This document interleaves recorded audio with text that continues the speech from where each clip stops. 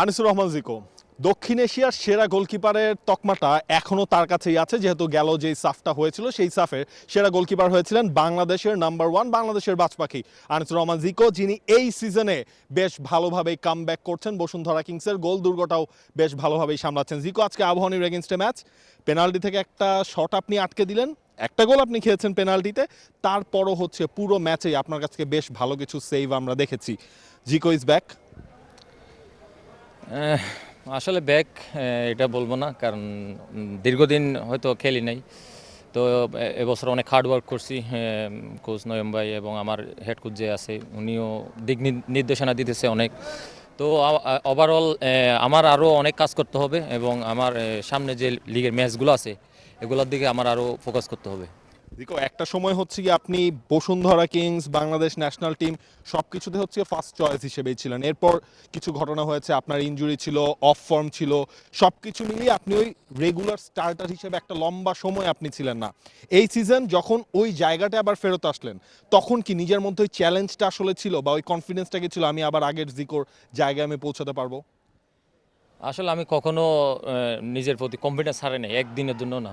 হয়তো বা খেলার সুযোগ পাই নাই, এটা আমার ব্যাড লাক। বাট আমি সুযোগের অপেক্ষায় ছিলাম। আমি আমার মানে আল্লাহর রহমত ইচ্ছা ছিল যে আমি যদি সুযোগ পাই আমার নিজের সেরাটা সবসময় দিব এবং টিমকে আমি সবসময় সাপোর্ট করবো পিছন থেকে।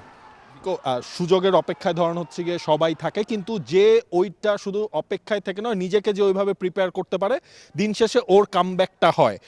যে জিনিসগুলো আপনি আমার সাথে অনেক কিছু শেয়ার করেন নাই, কিন্তু আমি বেশ কিছু জিনিস আসলে জানি যে অন্যরা যখন একবেলা ট্রেনিং করতো, আপনি হচ্ছে গিয়ে নিজে থেকে আপনি 2 বেলা করে ট্রেনিং করতেন নিজেকে ফেরানোর একটা জায়গায় আনার জন্য। ডেডিকেশন লেভেলটা আপনি হচ্ছে ওইভাবে সেট করেছিলেন। ইনফ্যাক্ট আপনার একটা ম্যাসিভ অ্যামাউন্টের আপনি শরীরও আসলে কমিয়েছেন। ওই জায়গাটা আসলে কতটুকু, ওই গল্পগুলো একটু শুনতে চাই, একেবারে ছোট করে হলেও, যে এটা আসলে অনেকেই জানে না, যে ফুটবলাররা অনেকেই দেখা যায় যে হারিয়ে যায় এরপর সে আর ফেরত আসতে পারে না। ওই জায়গায় কি আপনাকে রোল মডেল হিসেবে আসলে দেখতে পারে কিনা, এই জিনিসগুলো করলে ওরা আবারও ব্যাক করতে পারে? আসলে ওই লাস্ট সিজন আমি আমার হ্যামস্ট্রিং ইনজুরির কারণে আমি 2 মাস ট্রেনিং করতে পারিনি। ওইদিকে আমার তখন বাসায় ছিলাম, তো ট্রেনিংও করতে পারিনি। তখন আমার অনেক ওয়েট বেড়ে যায়। তো এটার কারণে আমার হচ্ছে ক্লাবে এসে কিন্তু আমি দেখতেছি আমার অনেক ওভারওয়েট এবং নয়ম ভাই উনি তো সবসময় দেখে সব কিছুই।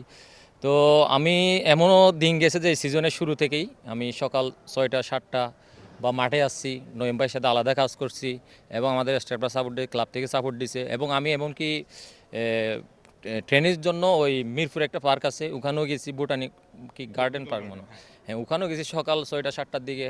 তো আসলে ওভারঅল অনেক ভিতরে অনেক কষ্ট করছি। তো এটার ফল হয়তো বা আমি সামনে আরও পাবো ইনশাল্লাহ।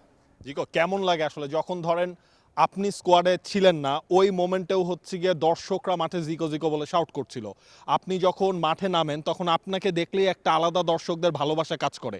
এইটার প্রতিদানটা আসলে কিভাবে দিবেন? ন্যাশনাল টিমে ব্যাক করে ক্লাবে রেগুলার হয়ে ওইটা তো একটা প্রতিদান দেওয়ার কোশ্চেন তো আসলে চলে আসে।